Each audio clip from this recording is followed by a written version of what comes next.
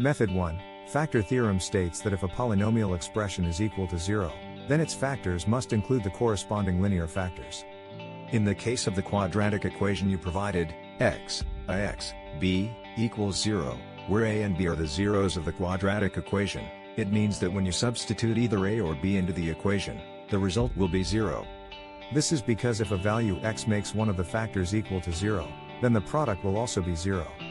When two roots of a quadratic equation are given as 3 plus 2i, 2i, using factor theorem, we can make the quadratic equation, x3 plus 2i x3 2i equals 0.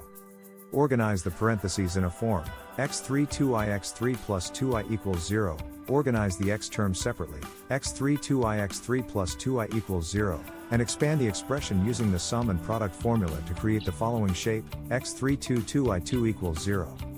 Finally, we can create a quadratic equation of x squared 6x plus 13 equals 0. Method 2, work back.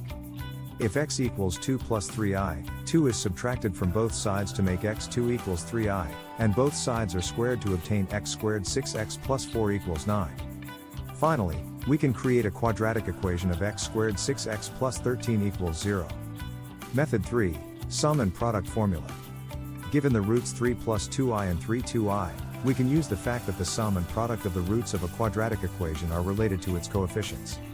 The sum of the roots is given by, sum of roots equals, 3 plus 2i, plus, 2i, equals 6.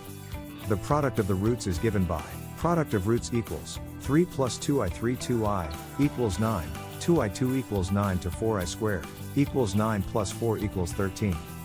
Now, we can use the sum and product of roots to construct the quadratic equation. The quadratic equation in general form is, x squared, sum of roots x plus, product of roots, equals 0.